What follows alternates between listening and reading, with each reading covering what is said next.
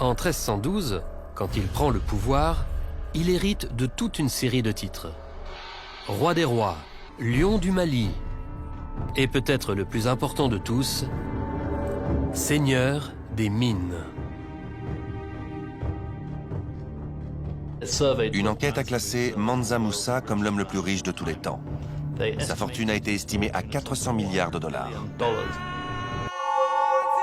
Kanga Musa est le deuxième Mansa, roi des rois de l'Empire du Mali, de 1312 à 1337. Lors de son accession au trône, l'Empire du Mali est constitué de territoires ayant appartenu à l'Empire du Ghana et au Mali, ainsi que les zones environnantes. Musa porte de nombreux titres. Émir de Mel, seigneur de mines de Ouangara, ou conquérant d'au moins une douzaine d'autres régions.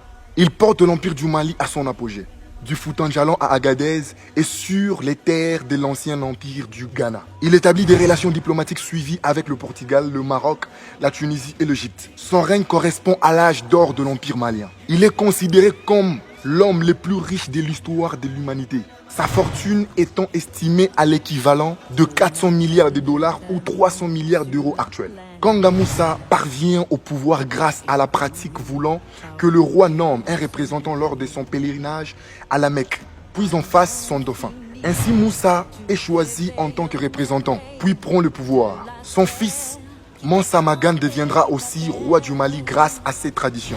Il part pour l'Arabie en 1324 avec sa suite qui comprend 60 000 hommes, 12 000 serviteurs et esclaves. Des héros vêtus de soie et porteurs de bâtons d'or s'occupent des chevaux et des sacs. Musa fournit tous ces dons qu'a besoin la procession, fournissant nourriture aux hommes et animaux. Au sein de la caravane se trouvent aussi, selon certains récits, 80 dromadaires portant entre 50 et 300 livres d'or en poudre chacun. Dans chaque ville qu'il traverse, Musa offre ses richesses. Plusieurs témoins directs rendent compte de son voyage. Ils sont tous impressionnés par la richesse du souverain et par l'importance de sa suite. La magnificence de Musa provoque des effets secondaires dévastateurs, ruinant l'économie des régions qu'il traverse.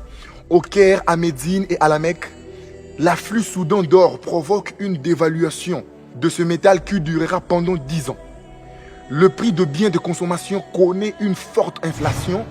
Le marché tente de s'adapter à l'afflux de richesses accompagnant la venue du roi malien. Afin de rectifier le cours de l'or, Musa emprunte à haut intérêt tout l'or qu'il peut emporter aux prêteurs du Caire.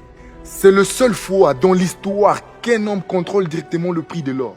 Le souverain malien passe par Tombouctou à son retour de la Mecque et y installe des architectes venus du Caire afin d'édifier son palais, axe de transport principal de la région.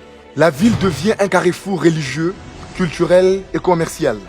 Ces marchés attirent les commerçants de l'Afrique occidentale comme d'Égypte. Une médersa est fondée dans la ville. Tombouctou devient une ville renommée pour son enseignement. Les informations concernant la prospérité nouvelle de la ville parviennent jusqu'en Europe. Les commerçants de Venise, Gênes et Grenade rajoutent la cité à leurs circuits commerciaux. Ils y échangent de nombreux produits manufacturés contre de l'or. En 1330, la ville est conquise par le royaume Mossi. Après en avoir rapidement repris le contrôle, Musa y fait construire des remparts, un fort et y cantonne une armée de manière à protéger Tombouctou des futures attaques. Pour célébrer le cinquantenaire du Mali, une pièce d'or Mansa Musa a été créée à son honneur. Mansa Musa, en tant qu'un fils d'Afrique, il a pu être l'homme le plus riche de l'histoire de toute l'humanité. Toi aussi tu peux le faire. Merci.